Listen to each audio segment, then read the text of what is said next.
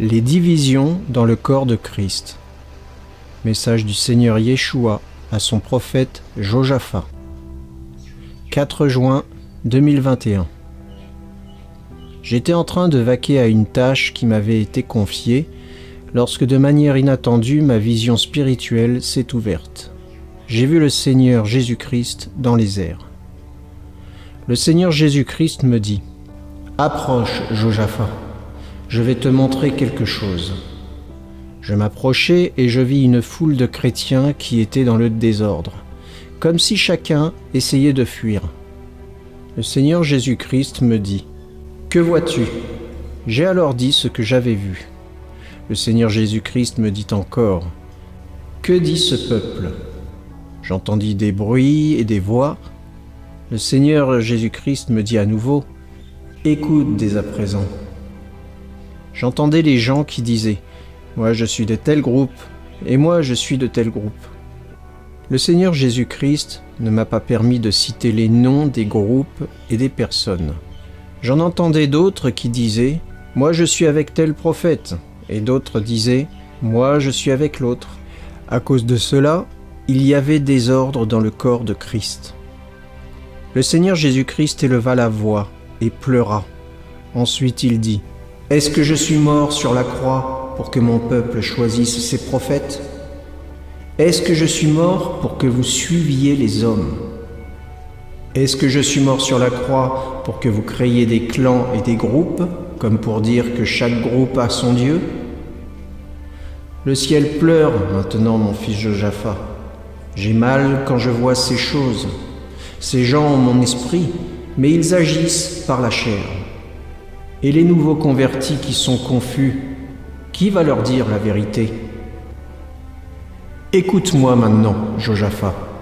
Va et dis mes paroles à ce peuple, car grande est ma colère. Dis aux dirigeants, aux leaders, que moi, le Seigneur Jésus-Christ, j'ai dit que je suis le Dieu de paix, et non le Dieu des divisions. Hébreux chapitre 12, verset 14. Recherchez la paix avec tous, et la sanctification, sans laquelle personne ne verra le Seigneur. Parle-leur, car ils égarent mon peuple.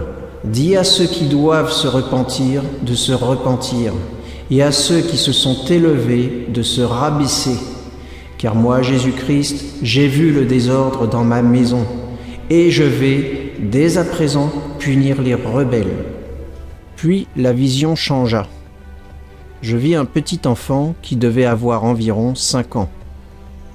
L'Esprit de Dieu me dit : « C'est Jésus-Christ. » L'enfant pleurait beaucoup. J'ai vu les anges qui étaient dans la tristesse. C'était comme un grand deuil. Jésus-Christ me dit : « Mon peuple a finalement créé des sectes et des divisions. Ils n'écoutent pas mon esprit. Ils ont endurci leurs oreilles à mes commandements. Ils vivent comme s'ils n'avaient pas de berger. Ils ne savent pas discerner. Ils ignorent toute ma parole. Les bergers outragent les brebis et les fidèles calomnient les prédicateurs. Tu es mon serviteur, Josaphat. Parle à cette nation qui croit m'honorer. Car plusieurs ont sali leurs robes et souillé leurs âmes. Ils sont enflés d'orgueil et ne marchent pas selon mes voies, qu'ils arrangent pour satisfaire leur vie. » Voici les versets que le Seigneur Jésus-Christ m'a donnés. Jacques chapitre 4, versets 1 à 12. D'où viennent les luttes et d'où viennent les querelles parmi vous ? N'est-ce pas de vos passions qui combattent dans vos membres ? Vous convoitez et vous ne possédez pas. Vous êtes meurtriers et envieux, et vous ne pouvez pas obtenir. Vous avez des querelles et des luttes, et vous ne possédez pas, parce que vous ne demandez pas. Vous demandez, et vous ne recevez pas, parce que vous demandez mal, dans le but de satisfaire vos passions. Adultères que vous êtes, ne savez-vous pas que l'amour du monde est inimitié contre Dieu ? Celui donc qui veut être ami du monde se rend ennemi de Dieu. Croyez-vous que l'Écriture parle en vain ? C'est avec jalousie que Dieu chérit l'Esprit qu'il a fait habiter en nous. Il accorde au contraire une grâce plus excellente. C'est pourquoi l'Écriture dit « Dieu résiste aux orgueilleux, mais il fait grâce aux humbles. » Soumettez-vous donc à Dieu, résistez au diable, et il fuira loin de vous. Approchez-vous de Dieu, et il s'approchera de vous. Nettoyez vos mains, pécheurs. Purifiez vos cœurs, hommes irrésolus. Sentez votre misère, soyez dans le deuil et dans les larmes. Que votre rire se change en deuil, et votre joie en tristesse. Humiliez-vous devant le Seigneur, et il vous élèvera. Ne parlez point mal les uns des autres, frères. Celui qui parle mal d'un frère ou qui juge son frère parle mal de la loi et juge la loi. Or, si tu juges la loi, tu n'es pas observateur de la loi, mais tu en es juge. Un seul est législateur et juge. C'est celui qui peut sauver et perdre. Mais toi, qui es-tu qui juge le prochain ? 1 Corinthiens chapitre 3 versets 2 à 9. Je vous ai donné du lait, non de la nourriture solide, car vous ne pouviez pas la supporter, et vous ne le pouvez pas même à présent, parce que vous êtes encore charnels. En effet, puisqu'il y a parmi vous de la jalousie et des disputes, n'êtes-vous pas charnels et ne marchez-vous pas selon l'homme ? Quand l'un dit « Moi je suis de Paul » et un autre « Moi d'Apollo », n'êtes-vous pas des hommes ? Qu'est-ce donc qu'Apollo ? Et qu'est-ce que Paul ? Des serviteurs, par le moyen desquels vous avez cru, selon que le Seigneur l'a donné à chacun. J'ai planté, Apollo a arrosé, mais Dieu a fait croître, en sorte que ce n'est pas celui qui plante qui est quelque chose, ni celui qui arrose, mais Dieu qui fait croître. Celui qui plante et celui qui arrose sont égaux, et chacun recevra sa propre récompense selon son propre travail, car nous sommes ouvriers avec Dieu. Vous êtes le champ de Dieu, l'édifice de Dieu. Romains chapitre 16, verset 17. Je vous exhorte, frères, à prendre garde à ceux qui causent des divisions et des scandales, au préjudice de l'enseignement que vous avez reçu. Éloignez-vous d'eux. Matthieu chapitre 12, versets 25 à 34.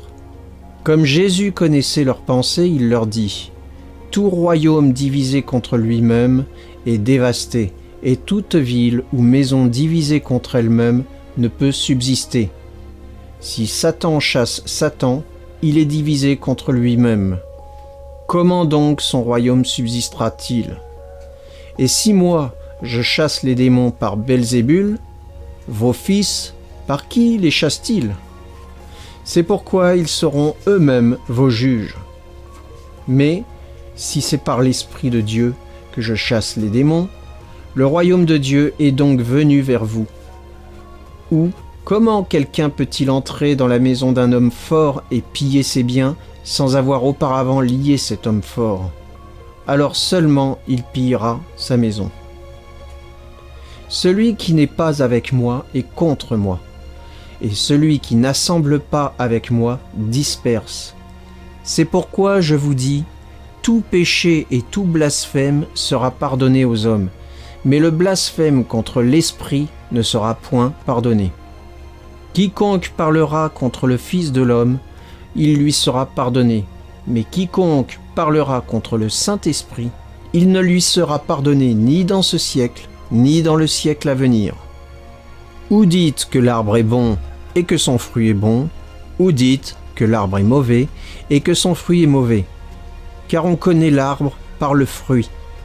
Race de vipères, comment pourriez-vous dire de bonnes choses, méchants comme vous l'êtes ? Car c'est de l'abondance du cœur que la bouche parle. Puis le Seigneur Jésus-Christ ajouta, « L'enlèvement est pour très bientôt.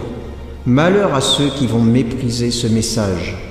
Bien-aimés, soyons unis dans le Seigneur, car lorsque la Bible parle de l'Église, de l'épouse du Christ, Dieu n'a pas dit « les corps du Christ », mais une Église. Une seule Église doit paraître devant Dieu, selon qu'il est écrit, Éphésiens chapitre 5, verset 27, « afin de paraître devant lui, cette Église glorieuse, sans tache ni ride, ni rien de semblable, mais sainte et irrépréhensible. Il s'agit donc d'une seule Église et non des églises ou des groupes. Bien-aimés, soyons unis dans le Seigneur. Jésus-Christ revient chercher une Église, un peuple, une seule épouse. Que Dieu nous aide. Shalom.